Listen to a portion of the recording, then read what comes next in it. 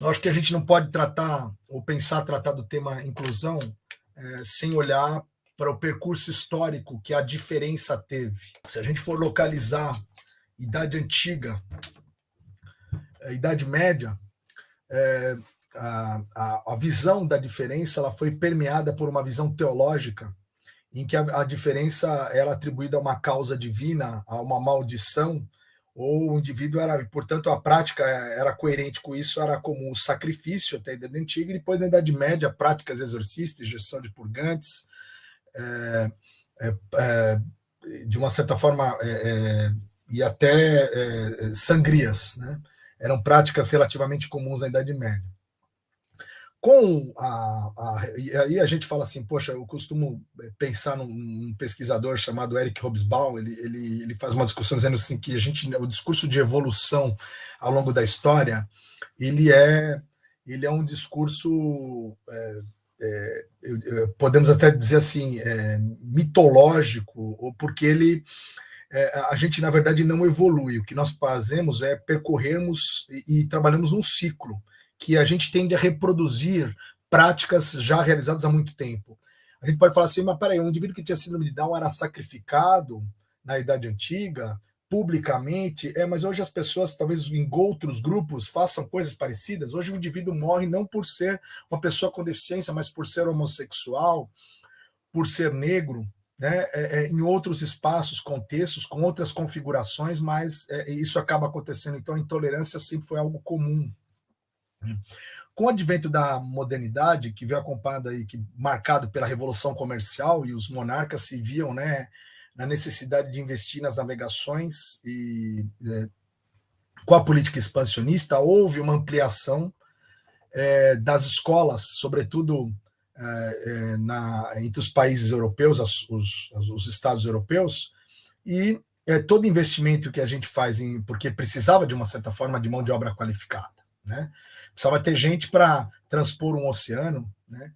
Precisava gente com capacidade para fazer um mastro de navio que aproveitasse melhor a velocidade do vento, precisava ter gente que lesse mapa de navegação, e naquela época os monarcas se depararam para atender a necessidade do mercantilismo e da revolução comercial, de uma maneira geral, em ter mão de obra qualificada. Esse problema não é raro, sempre aconteceu ao longo da história. E passaram a investir em escolas. Esse investimento em escolas veio contribuir mais para frente para criar uma massa crítica. E não é à toa que depois de 1000 anos de Idade Média e pós-evolução comercial, a gente tem movimentos importantes como o Renascimento cultural, posteriormente o Iluminismo, que vieram justamente trazer mensagens importantes. Etimologicamente vai mostrar o Renascimento, eu vou renascer de um período que eu estava morto como sociedade. Iluminismo, eu vou iluminar uma sociedade que está lá, né? Eu vou trazer uma luz para aquilo que se apresenta. E concepções associadas à diferença e, por exemplo, à deficiência, passaram a não ser mais aceitas. E o modelo teológico, a concepção teológica, o paradigma teológico, ele veio gradualmente a ser substituído por uma concepção médica. Concepção que veio a prevalecer até boa parte do nosso século, do século passado em especial, né? Desse século menos. Mas a visão médica de que aquele indivíduo que era visto como uma maldição, ele passa a ver isso como uma doença, ou até certo ponto, como uma problemática que era fruto de uma alteração estrutural. Então, ele é desse jeito porque o cerebelo é menor, ele é desse jeito porque ele tem um número de. Ele tem uma organização de hemisférios diferentes, etc, etc, etc. Né? Tanto que esse paradigma, essa visão médica sobre a diferença, e em especial sobre a deficiência, ela prevaleceu durante grande parte do século passado. O livro mais lido entre professores na escola, até os anos 60, sobre deficiência, foi o livro Mongolismo, que é um livro que a maior parte dele fica tratando, escrito nos anos 60, fica tratando sobre causas, prognósticos da deficiência, em grande parte sobre síndrome de Down. Né? E obviamente esse modelo ele sustentou, ele amparou grande parte das discussões que eram feitas sobre deficiência, orientou a intervenção numa perspectiva de reabilitação, com vistas a um parâmetro de normalidade que se tinha, né? Mas hoje se vê que ele não dá mais conta do universo para a compreensão das pessoas com deficiência e muito menos da inclusão.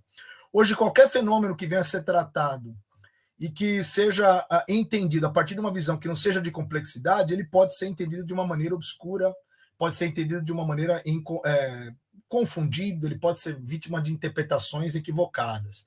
Acho que essa é uma questão interessante. Se você pensar num problema como, por exemplo, a obesidade infantil, não dá para se discutir simplesmente fazer regime, comer de forma diferente, você tem que pensar a partir desse problema, a partir de uma família que tem uma organização diferenciada e que os mantenedores da criança, os seus cuidadores, têm que trabalhar mais, e ficam menos tempo, porquanto recorrem a alimentos mais rápidos. Você tem que pensar, por exemplo, que uma maçã é mais cara do que um pacote de bolacha com gordura trans, ou seja, esse problema merece ser discutido de uma forma mais ampla.